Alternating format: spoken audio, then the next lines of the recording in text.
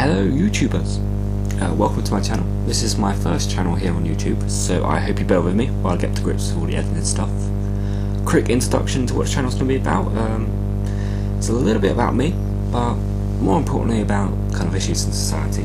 I'm hoping you can hear me okay, because I'm using an external microphone by Olympus. I don't know how good it is, but I am intended on getting the Yeti, which I believe is quite popular against other YouTube channelists. So hopefully if you don't hear me too great on this one, it will improve in later videos. My name is Terrace Bruce Forth, as you probably can tell by my channel front page. I live in England, hence the accent, and well, a little bit about me. I've been suffering from mental illness since the age of 14, and I guess this channel's really here to represent my views and feelings on mental illness, possibly using personal examples or experiences, but also other people's that I've heard, and really just to tackle what I think is a big problem that I've faced, and no doubt others have too. What I say won't be fact. I like to think that it's got support within society, experiences that have been noted down in society, especially in the media, but it's really just to explain my opinion. But hopefully there are people out there that will agree with me, but also people that won't, and I welcome them people to challenge my views if you feel like you want to have a voice. One of the biggest problems that I have seen in my local community, and the problem that I know exists most likely in the extended community as well, is the way in which people look at people with mental illness. There are often stereotypical views of people suffering from mental illness to be mass murderers or insane or violent people. But although in some circumstances this may be the case, I'm not going to deny that there aren't people like that.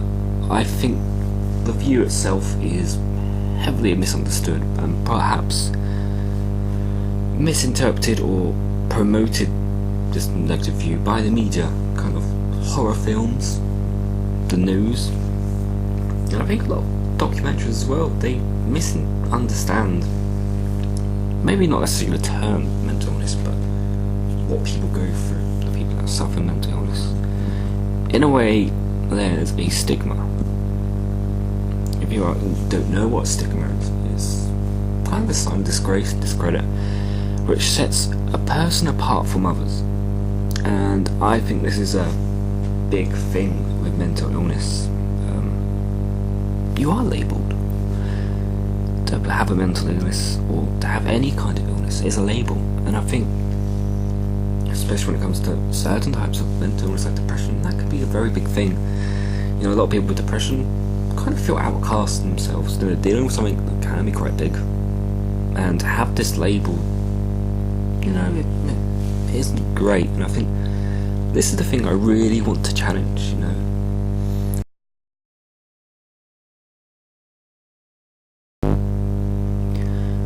Although stigma of the mental illness is often related to context rather than the person's appearance, by this I don't really mean kind of the physical attributes of a one person, although in films you generally can understand that that person is insane by looking at them. I don't think that's the case in the real world. I mean, a lot of people, they have a lot of problems, and you do understand that unless either you get to know them very well, or they, I guess, confide in you. I think mental illness can be hidden. Not always, but a lot of the kind of emotional possible sides of it. Obviously you've got behavioural problems, but which are quite evident, but I think a lot of the emotional problems in terms of mental illness are quite hidden, and the stigma that's placed on that is a very powerful negative attribute, especially when it comes to kind of social interaction.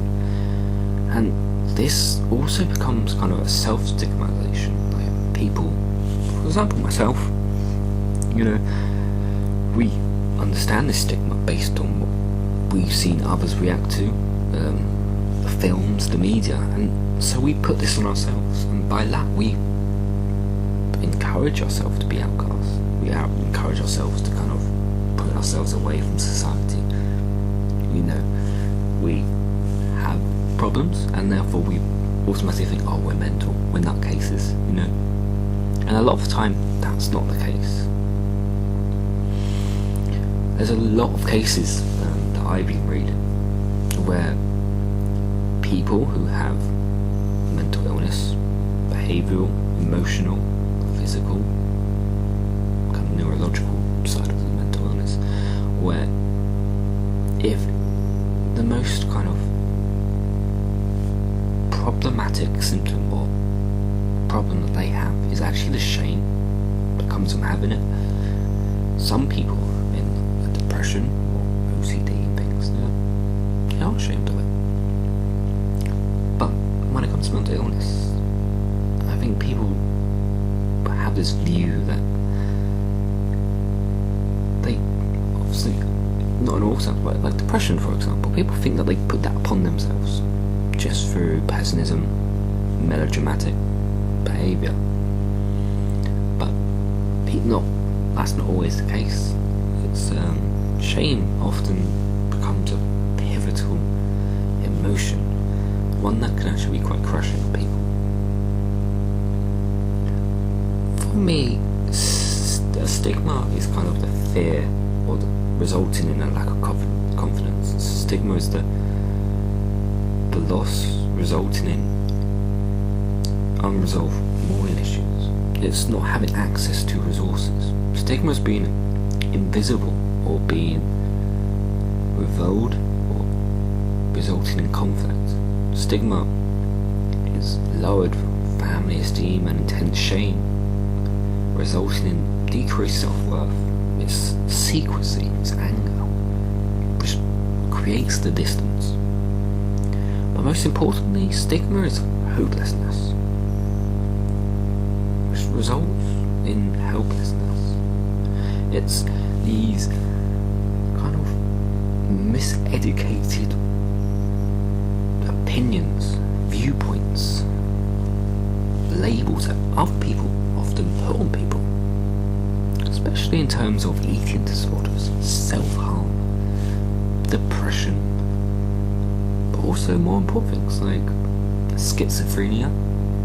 We've all seen kind of films, American Psycho, various other ones, One Flew Over the Cuckoo Nest, or whatever it's called. And we kind of believe that to be true. And although there's bound to be a fair amount of research, and it's probably accurate to the symptoms of that mental illness, but there are people with schizophrenia that aren't like that. That are actually just like everyone else.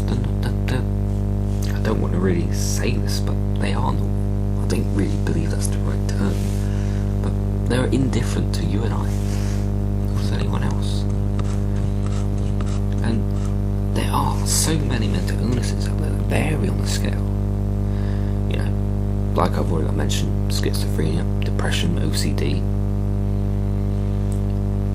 narcissism, Asperger's syndrome. These all are mental illnesses, and you've seen them in films.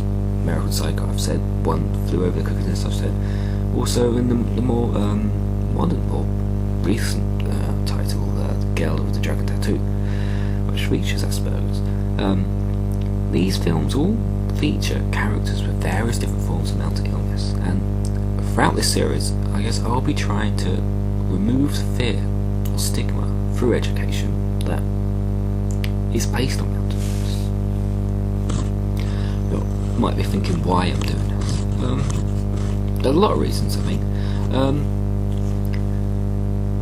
Simply based on the treatment that I received during my struggle with mental illness.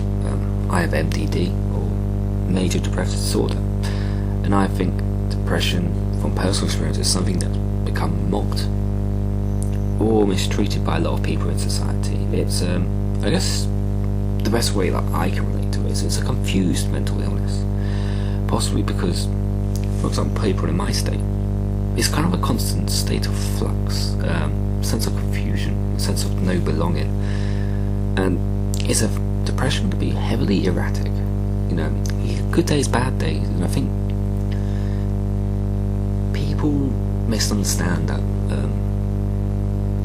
I've heard many views on this kind of subject. The Irish Daily Mail, for example, they've this is a quote from one of their articles. They, the people with the mental illness, take up far too much time and our energy. People complaining, miserable, depressed, neurologically whining about how unhappy they are, pouring out their problems in the surgery and dumping them on my doorstep.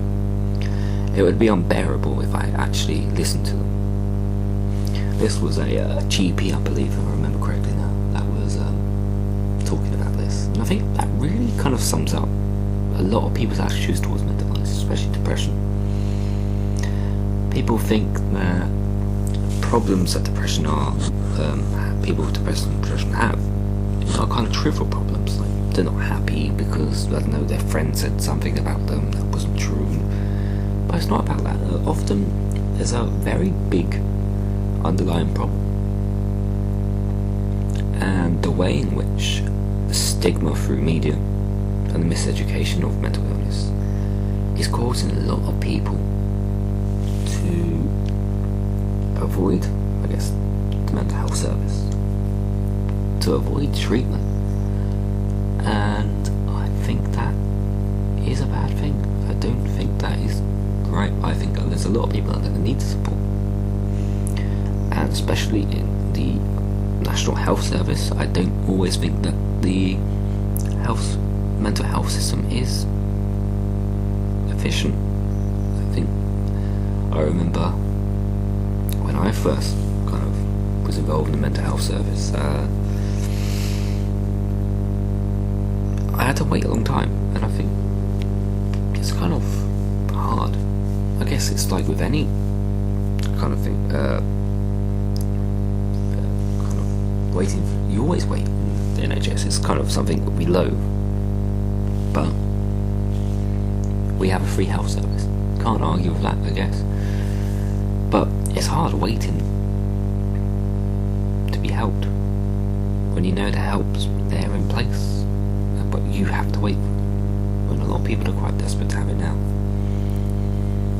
And I guess over the next few weeks I'll be looking at various aspects of mental illness and seeing perhaps how society now judges them. These illnesses which can cause often far more harm than good, in the hope that perhaps people become more aware of the difficulties that there are when facing mental illness, caring for mental illness, or having mental illness. And I want to make something quite clear that I'm not asking people to become sympathetic. You know, I have depression, but I never ask for sympathy for it. Sometimes, especially with my close friends, it's good to have someone to keep an eye on you, but not through sympathy. It's kind of, most people who honestly have mental disorders hate sympathy. It makes them feel like, I guess, they're crap, they're low, they're kind of begging. It makes them feel so small compared to the other person. And if anything, people with mental illness want empathy. Something that I could talk about for probably about 5 minutes, when I could say I could talk for hours, but we'll probably talk about that in another video. This is merely just kind of a introduction to the kind of things you're going to expect from this channel. But these people don't want to have people feel sorry for them, but really just support them. But I've kind of digested for that point. This is just an introduction. So perhaps for personal gain, or perhaps just to educate or to inform others about mental illness, even if it's just kind of understanding, you know, what depression is. Because it's a very complicated thing, depression, I think. There's many different levels, many different aspects. I mean, there's always reasons why, which differ instantly. I mean, you look at it, you've got abuse, you've got kind of bullying, which I've actually made a previous video, which should be on my channel. So I guess I've already kind of posted a video before introduction, but no doubt it'll be relevant to really what the rest of this channel's going to be about. But digest, I've gone off the point again.